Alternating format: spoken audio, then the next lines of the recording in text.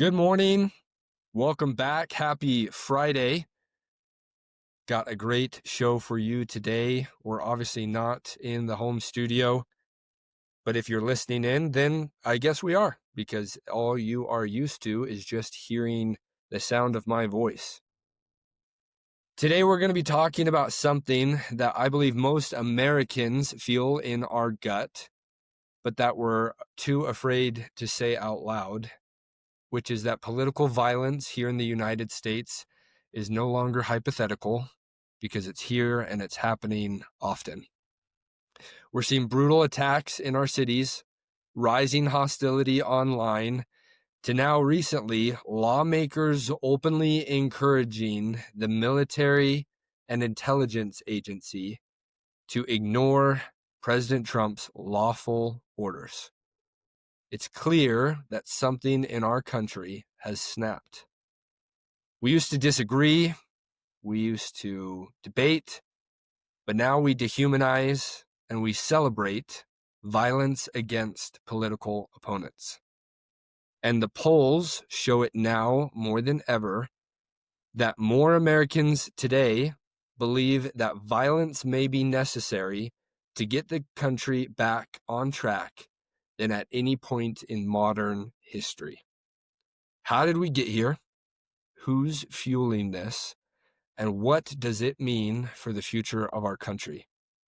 Today, we're going to pull back the curtain and we're going to dive right into those hard questions. And we're going to discover the answers together. I'm Bryce Wheeler. Welcome back. This is We the Future. Let's get after it.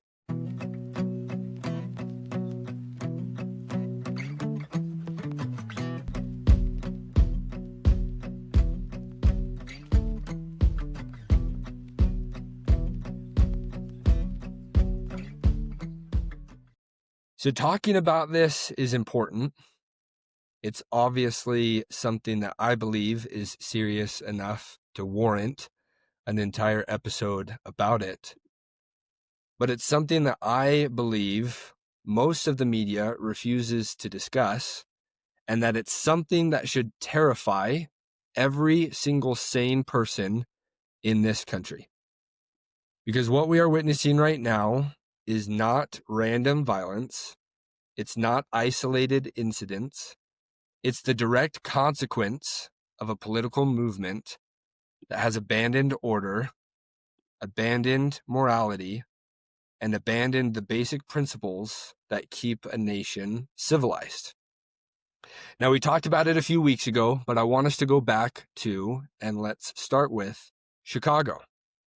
If you didn't see what recently happened in Chicago, a woman, an ordinary American woman, going about her life was set on fire. I want you to think about that for a moment. A human being in an American city being burned alive in the street. No motive that makes sense, no explanation that justifies it, just pure, unrestrained violence. And of course, what we've seen in the last few days since that's happened, the media just shrugs. Chicago shrugs. The Chicago mayor comes out and says that it's an isolated incident, that it's not something that happens regularly. And the political left that run these cities, they tell you that crime is overblown, that everything is fine, and that you're the crazy one for noticing the collapse happening right in front of your face. But remember, it's not just Chicago that we're seeing this happen in. It's also, recently, North Carolina. Just a few weeks ago, a young Ukrainian girl, a refugee, someone who came to this country because they believed that it's safe, was stabbed in the neck to death on a public bus. Targeted, attacked, ignored by watching bystanders. And once again, the politicians who preach compassion and tolerance, they say nothing. Why?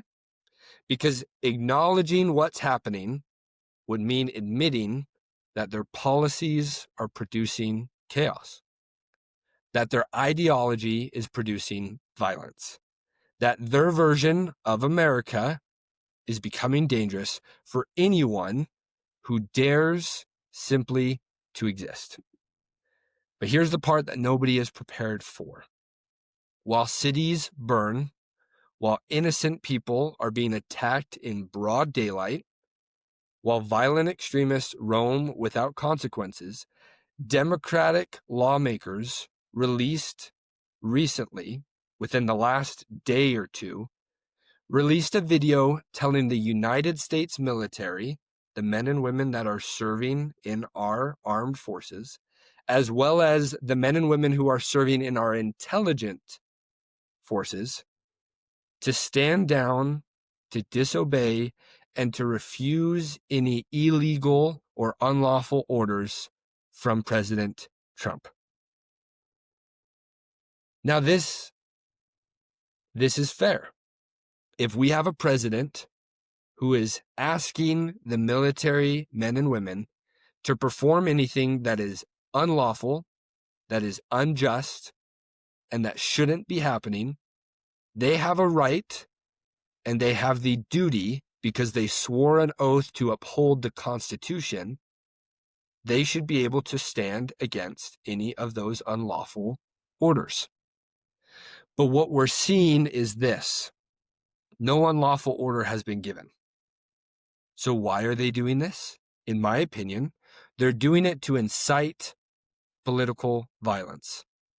They're doing it to stir the pot, to poke the bear, to say to our military servicemen and women, let me plant this seed in your head so that you can now question the orders that you are giving. So that you can now question, is this lawful or unlawful? I believe that any order that comes from the president, it passes through multiple chain of command.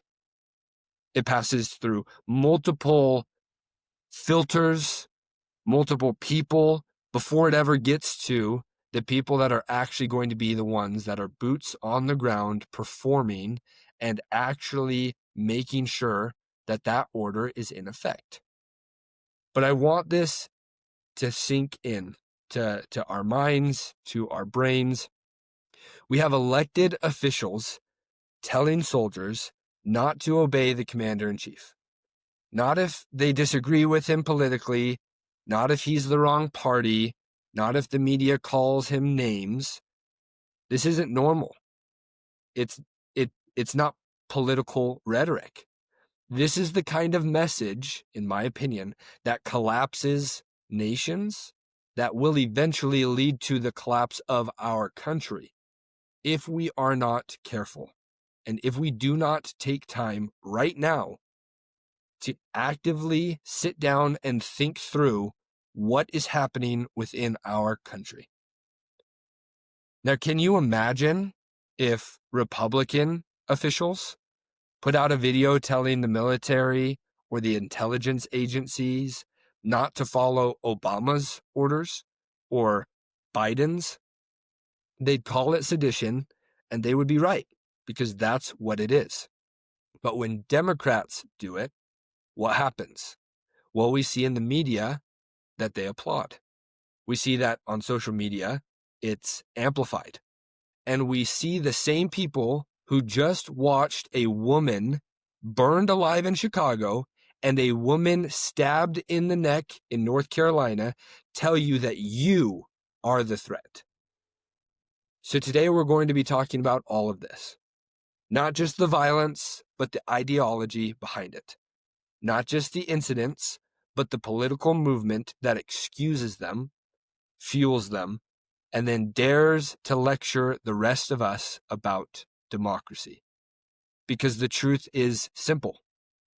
A society cannot survive when one political side believes violence is acceptable and obedience to the law and to our nation is optional.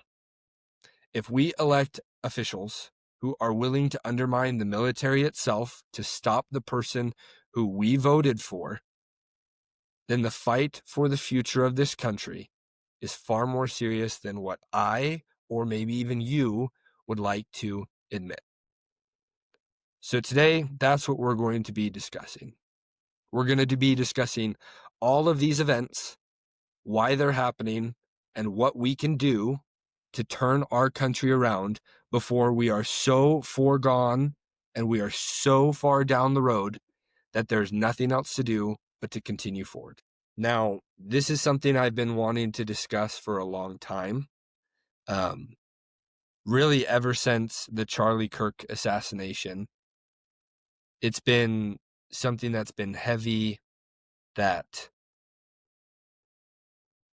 one would like to avoid completely, right? I don't think there's a day that me as a kid waking up in America ever thought that we would see an actual assassination happen. It's something that you never think would happen until it does. We haven't seen somebody politically assassinated for a very long time. And the fact that not only did we see it happen, but it was widely spread because of social media, because of it happening in my own backyard in Utah. It's something that I don't think we ever prepare enough for. But today I would like to propose what I believe are the key steps that we are seeing happen right now that are leading towards an increase in political violence and ultimately towards civil war. Now, I don't say that lightly. I don't say that for the doom and gloom that it can be misconstrued as. I say it because I believe, and I'm going to lay out the roadmap to why I believe it, that America is heading towards another civil war. But let's first start with the stabbing that we saw in North Carolina a few weeks ago. We have a 23-year-old girl from Ukraine who was here as a refugee, Irina Zrutska. On August 22nd, 2025, she was aboard the train system in North Carolina. And the suspect, DeCarlos Brown Jr., it's crazy that we have to talk about this. He's somebody that has 14 prior arrests in this county of North Carolina before this stabbing ever took place. Now, his criminal history, I have it pulled up. In 2014, he was charged with being a felon in possession of a firearm, and that was dropped after a plea to robbery with a deadly weapon. He was incarcerated in state prison from 2015 to September of 2020. Following his release in 2020, there were documented concerns about his mental health condition because he was diagnosed with schizophrenia. And a January 2025 misdemeanor arrest where he reported that someone was controlling him via a substance, eventually released on promise that he would return. I want you to show you, because this is what we're going to break down. These violent criminals, they don't just get released because they tell the guard that they're ready to get into public and that they're all fine and dandy and they're ready to be reintegrated into the public.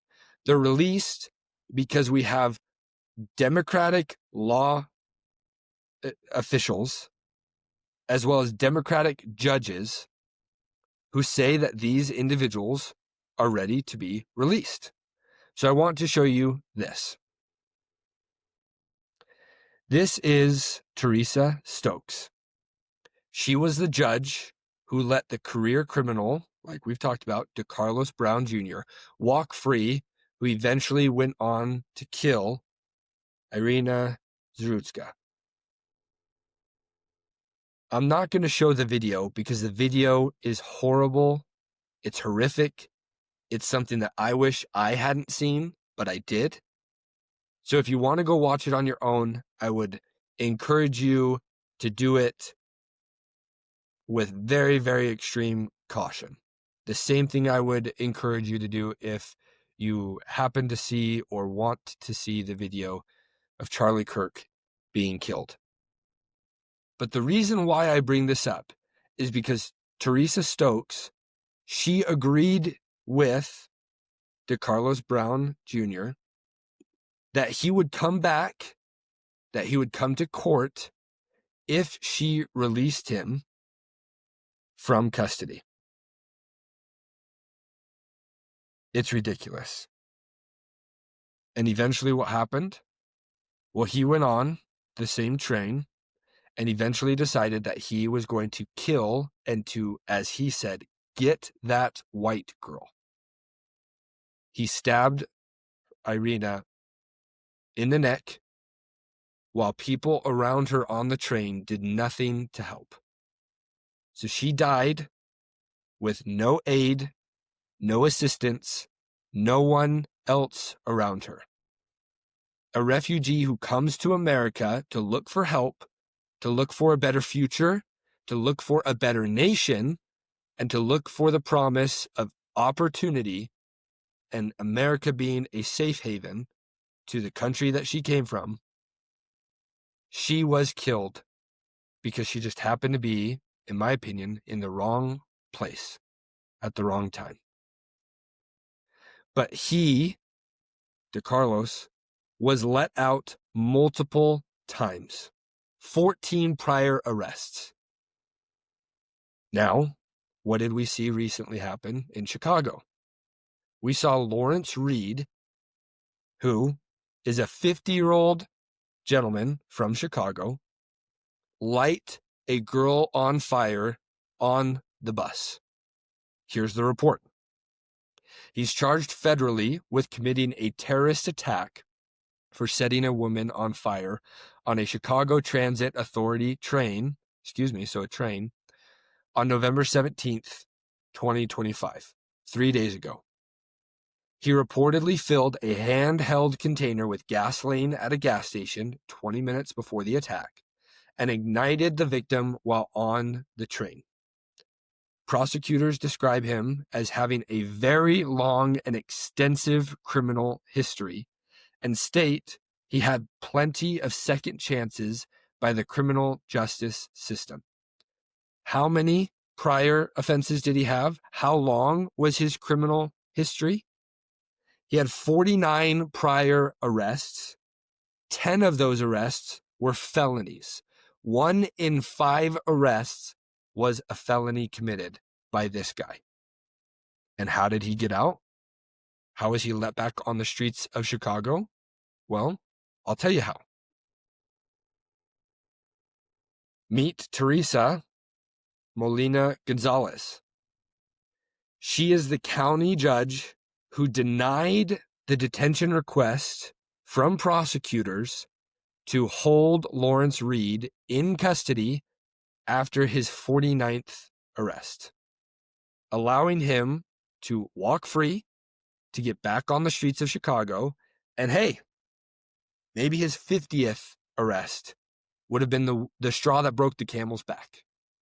Maybe that was the one that would have helped him turn his life around and get him to come back towards the light, towards Jesus, and no longer commit violent offenses or just crime in general. But what we are seeing is in those two situations, Democratic appointed judges releasing these criminals on bail, releasing them back into the public, and allowing them to then go on and commit more violent crimes. Now, here's my question, and I think this is the question that a lot of us would ask. Are these Democratic judges going to be held accountable? I don't know the answer to that question. My hope, my plea, and ultimately my prayer is that they will be. Because what do we see in other situations where something similar happens? Well, I'm not a drinker, but if you go to a bar and you are overserved by a bartender, and then you get behind the wheel, commit a DUI, and ultimately, let's say, kill somebody while driving, we not only hold the person who's behind the wheel but we also hold accountable the bartender who overserved you, who did not recognize that you were overserved, that you were drinking way too much, and actively did it with that knowledge. So my hope is that we see these Democratic officials, Democratic, Republican officials, judges, who write these laws and then stuff like this happens. I hope that they are held accountable because we need the accountability to come. Same thing with these Democratic lawmakers who have come out and released the video. And if you haven't seen the video, well, don't worry. As I always do, let's watch the video together.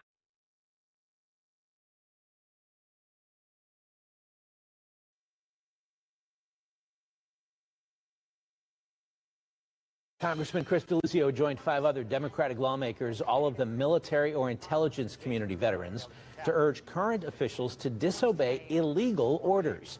Michigan Senator Alyssa Slotkin, a former CIA analyst, posted the video. The lawmakers say threats to the Constitution aren't just coming from abroad. No one has to carry out orders that violate the law or our Constitution. We know this is hard and that it's a difficult time to be a public servant. But whether you're serving in the CIA, The Army, or Navy, the Air Force, your vigilance is critical. and know that we have your back. Because now, more than ever, The American people need you. We need you to stand up for our laws. our Constitution, and who we are as Americans. Don't give up.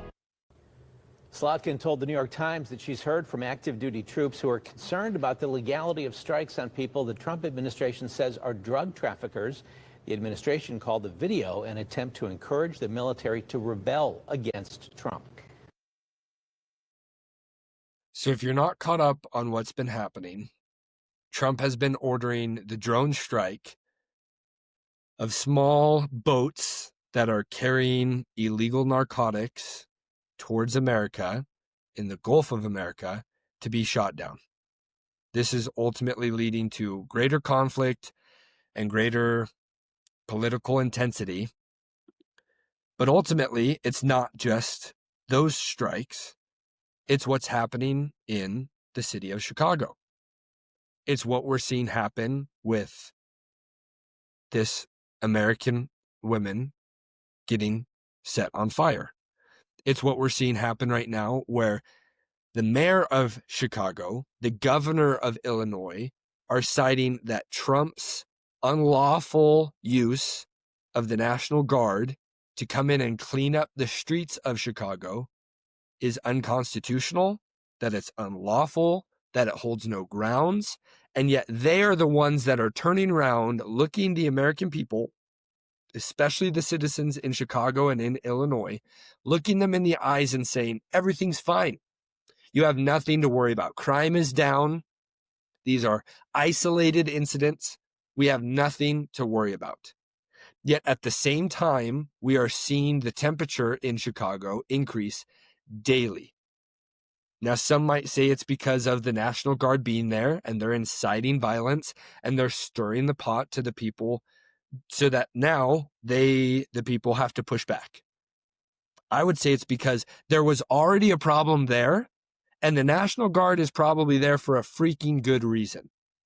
Because Trump is trying to clean up the streets and trying to take back the American streets so that it's safe for Americans, tax-paying, law-abiding Americans, to go through and to walk the streets of Chicago, to walk the streets of North Carolina without the fear of being stabbed, lit on fire, or even killed. Now, President Trump, in response to the video that we just watched from Democratic lawmakers, who I might re-emphasize are former intelligent and military personnel. These are people who served in the military, who served in the intelligence community, that are now releasing a video telling that military men and women to disobey Trump's unlawful, unconstitutional strikes. What was Trump's response to this? Well, Trump on Truth Social put out and said that he condemns it forcefully. And he said that this is seditious behavior, which is punishable by death. He also reposted and said to hang them, George Washington would. Now, of course, I sit on both sides of this. I hear Trump say things like that, and in my opinion, on one side, that is inciting violence. That is calling for violence that we don't need more of. But it also is, and this was his point, it's treason. And treason, as a federal law in the United States, is punishable by death. You either get killed or you get imprisoned for a minimum of 5 years, and I think it's like a $10,000 fine if you are convicted. So Trump's not wrong that these lawmakers are inciting violence and are inciting and saying things that are treason. But at the same time, I don't think we need to add that little message of hanging them and killing them.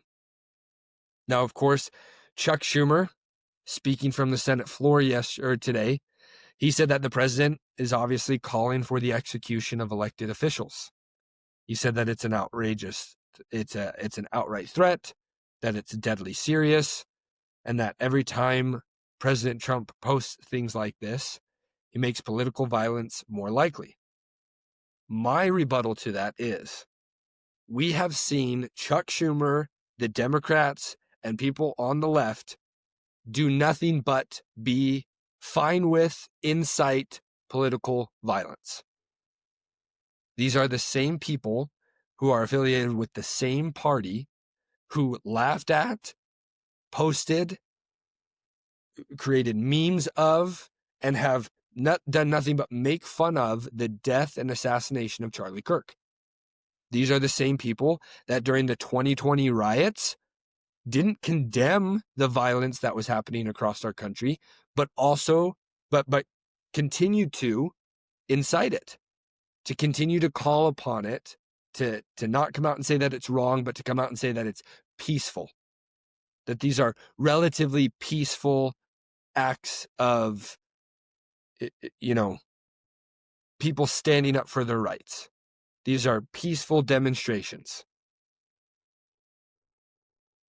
So I go back and forth on, do we just get to that point where we say this is treasonous and you should die? Because that's exactly what our law of the land says? I don't know. It's a tough thing to come to grasp with. But for me, I would just hope that people of all political backgrounds, right? Democrat, Republican, Independent, that we would agree that threatening people that you disagree with, it's just beyond who we are as Americans. That we should just get to that point and take multiple steps back, and just come to agree that that can't be where we are as a country. Because if that's where we're at as a country, we have some serious, serious problems ahead of us. Now, what do I mean by that? I want to outline right now for you 9 points that if are hit, if are reached, if we have gotten to, eventually will lead to a new civil war. So here are these 9 points. First, a loss of civic trust. People stop believing the system is fair. Have we gotten to that point? Yeah, I would say it's pretty damn clear. We've gotten past point 1. People no longer believe in the actual trust that we have in our civil matters. People don't trust it, right? Look at what we've got going on right now. with the entire release of the Epstein files. People no longer believe, I'm one of them, believe in the institution that we have as a government. Believe in our government officials, believe in what they stand for, what they're supposed to stand for. Now, I'm not saying I don't believe in the Declaration of Independence and the Constitution. I believe in all of those things. The Bill of Rights, of course.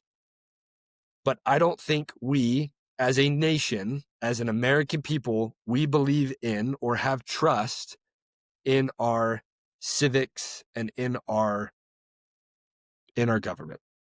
So number one, we have a loss of civil trust. We no longer believe that the system is fair. Number two, polarization hardens into identity.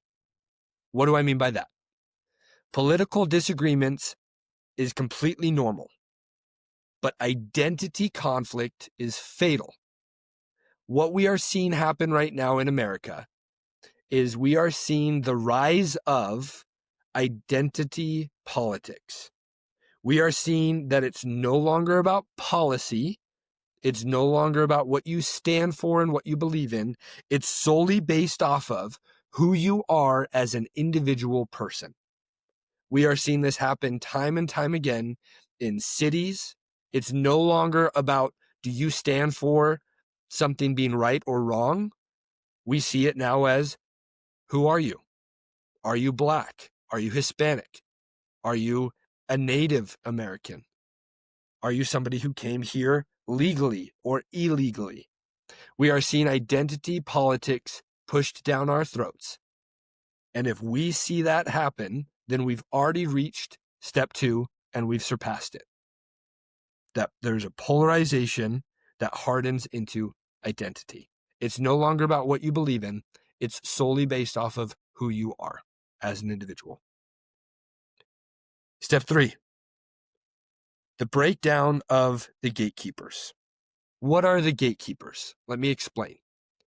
The gatekeepers are, if you want to call them, the referees, the officials in our communities. They are the media, the churches, their civic leaders. When they disappear, all of those things that I just listed, when they disappear, what we see is extremism fills their void, fills their place. Now we have things like communism entering into our country. We now see that the media in general, right? We're talking about the mainstream media. They're no longer referees or peacekeepers. They are now coaches. They are now coaching what is happening in our country. Once we see the breakdown of those, which, once again, I already think we've passed this point. Once we see the breakdown of the gatekeepers, we have taken it down to step 4.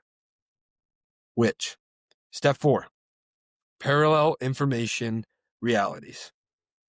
Civil war doesn't require different opinions.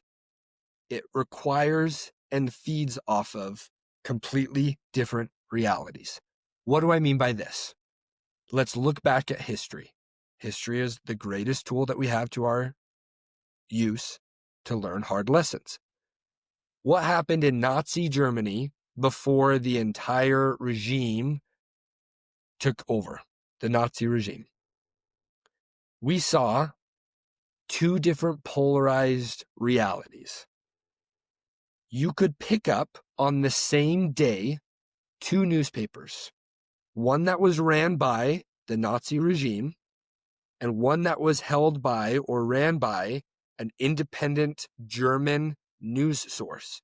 And you could read the story from both newspapers that covered the same event, the same story, the same topic, and yet they were complete opposites in what they portrayed or what they delivered to be the truth. On one hand, it would be spun one way. On the other, it would be spun the complete opposite. That is what we mean. That is what I mean when we say that there is a parallel information reality.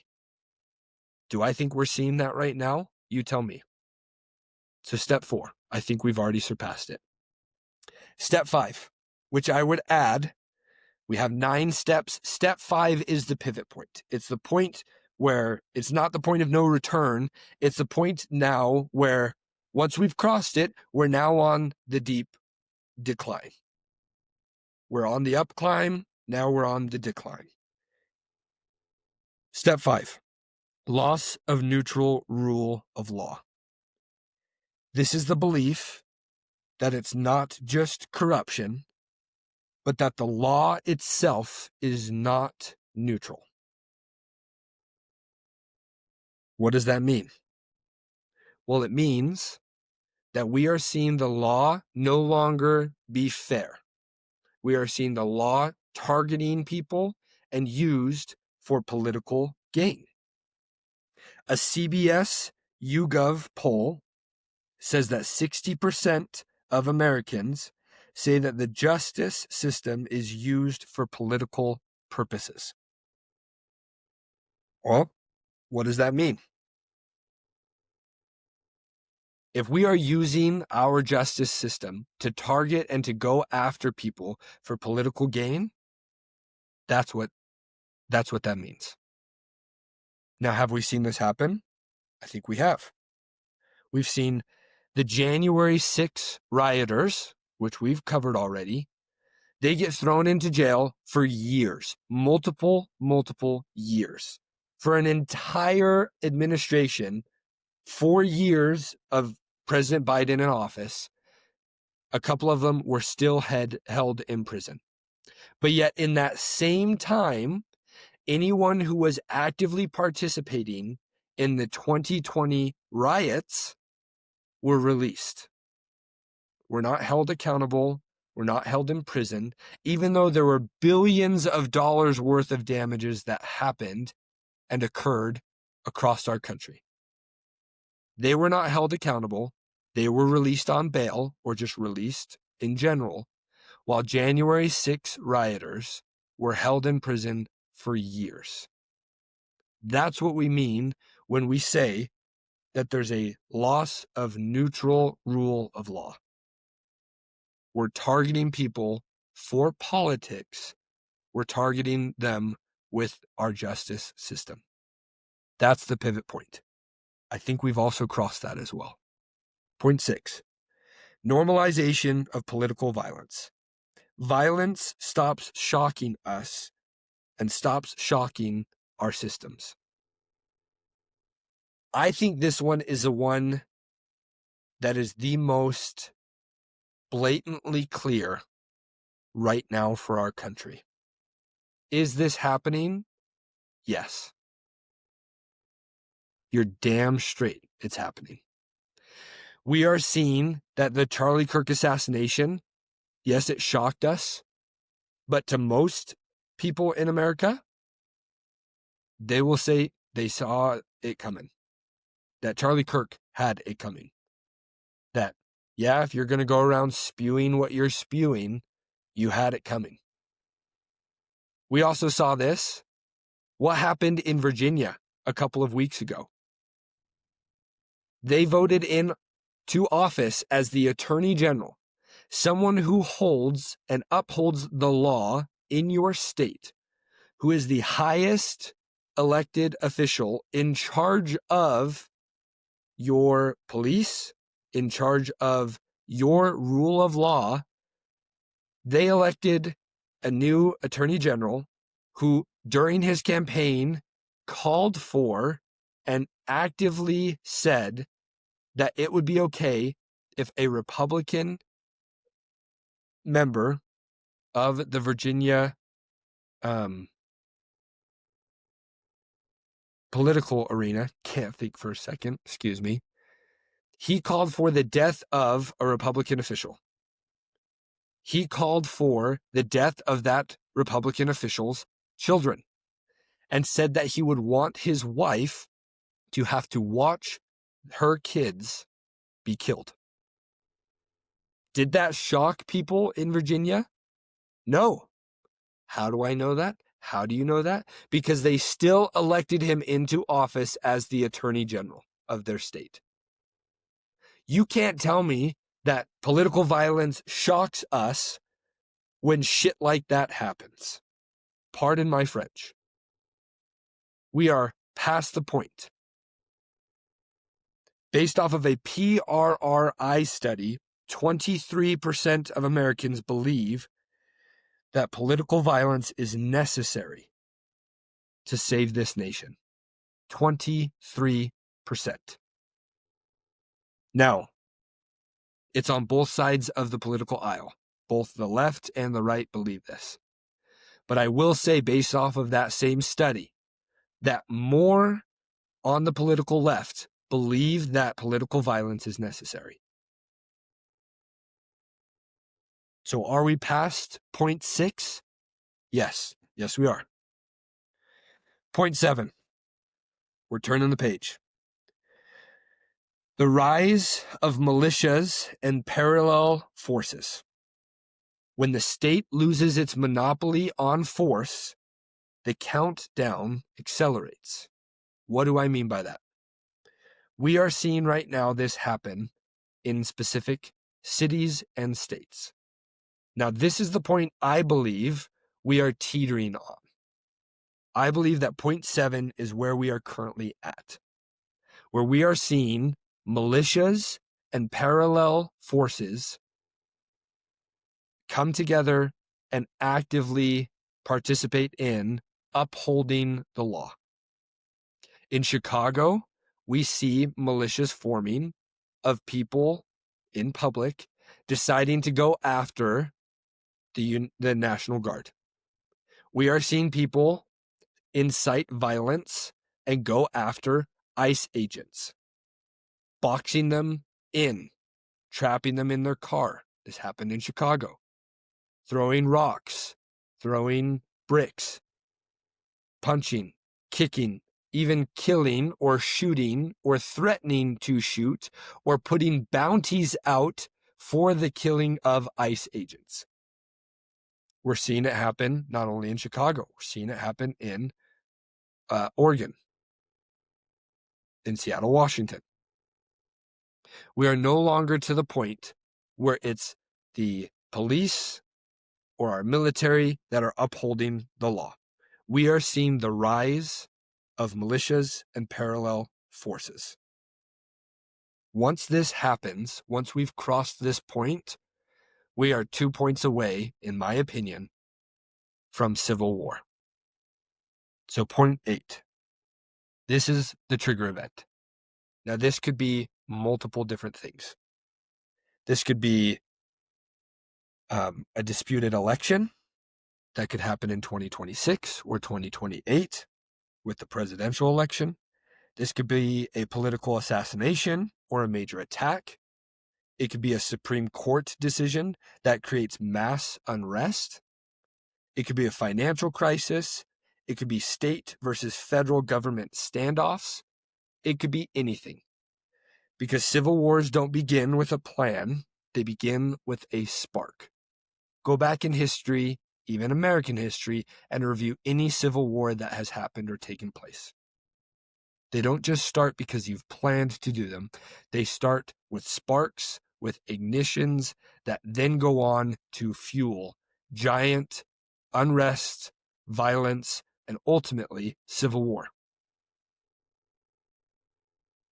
I don't think we're at this point yet, but I think the room is being covered in gasoline as we speak. And that all it takes is just the spark, and we're already 2.8. I think we're seeing this right now with our economy. I think we're seeing this with the collapse of the dollar. We're seeing this happen with political violence and political assassinations. Of course, the most recent one being Charlie Kirk. I think we're seeing this with disputed elections. We saw it happen in 2020. Who's to say it doesn't happen again during the midterms in 2026 or during the presidential election in 2028?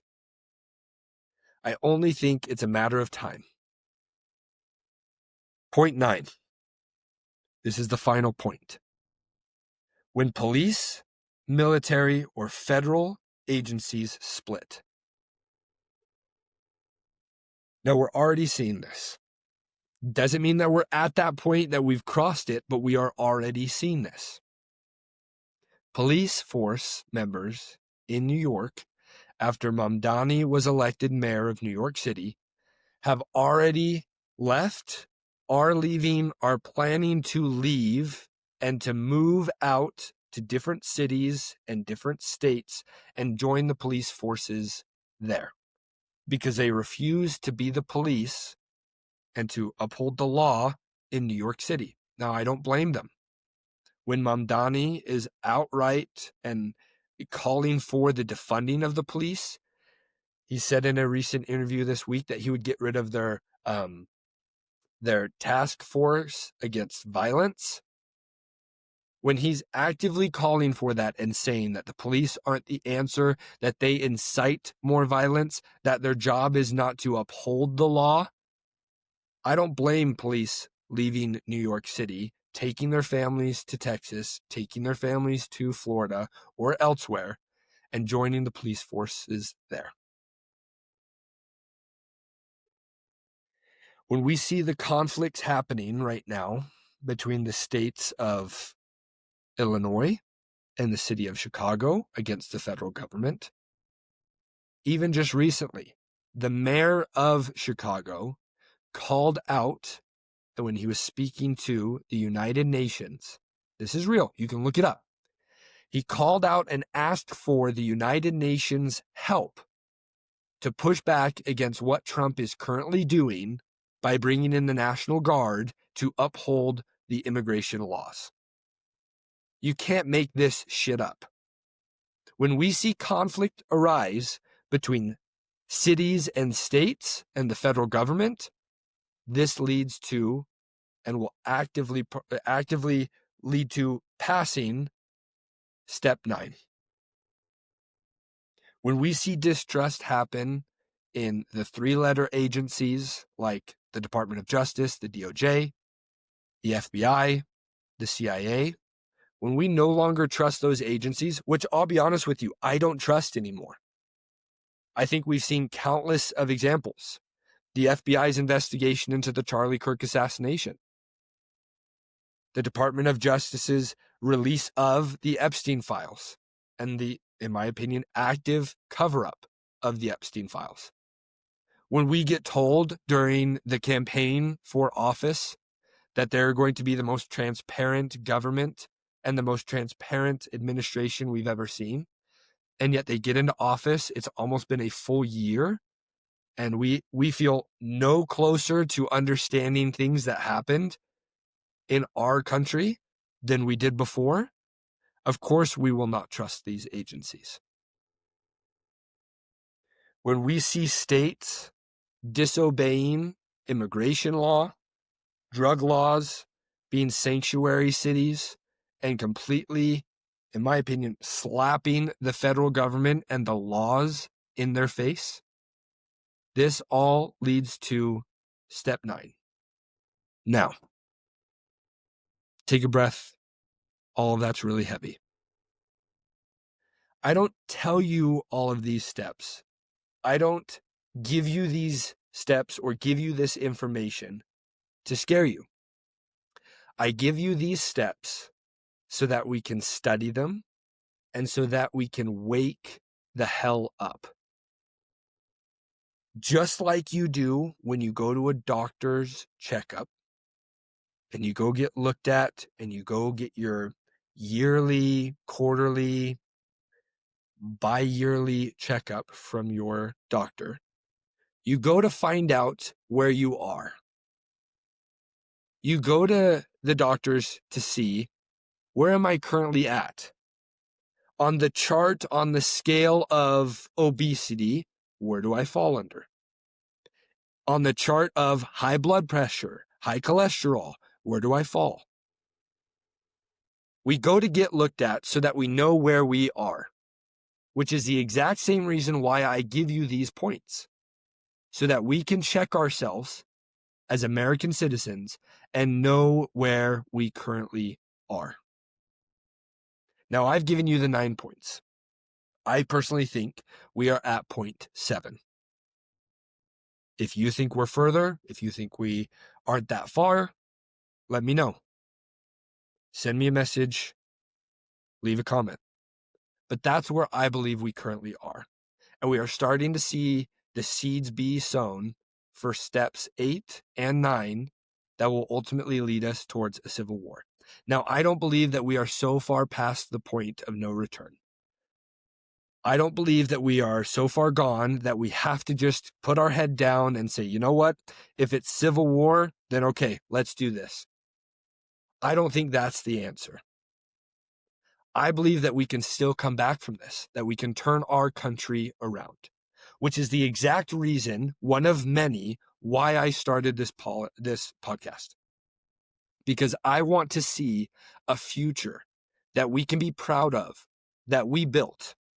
Whether you're listening to this podcast as a 45-year-old, as a 28-year-old, as a 19-year-old, or somebody who's 12, right? I hope you listen to this and you are inspired and encouraged and uplifted, because I am like you when I say I believe that our best days are ahead of us. I believe that we can still turn this ship around and we can still chart course for a better tomorrow, a better future, and a better country. Not just for me and you to grow up in, but for our kids to grow up in, for their kids to grow up in. I believe that we can still make tomorrow better.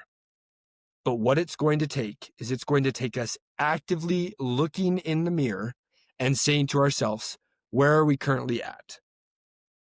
Where on this list, these 9 points, where are we at? What can I do today? What can I do tomorrow to make our future America better?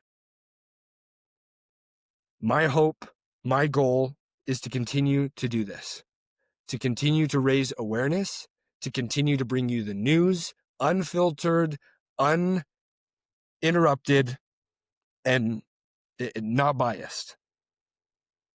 That's my goal. That's my hope. But it's not just going to take me. It's going to take all of us. Now, I know as I say this, there's not many of you listening, and that's okay. You got to start from somewhere. But I would encourage you to review these steps. Review them often. To think long and hard about where we're at. To share this episode, share these points with friends, family members, those of you who you love in your life, so that they too can wake up and realize where we are as a nation, where we are as a people here in America. I believe, and I'll continue to say it, the future is something that we build together. We have to build it together. And if we're willing to do that, if we're willing to stand hand in hand, arm in arm, and stand up to evil, no matter what face it shows itself in, then we are the people who will build a greater and better future.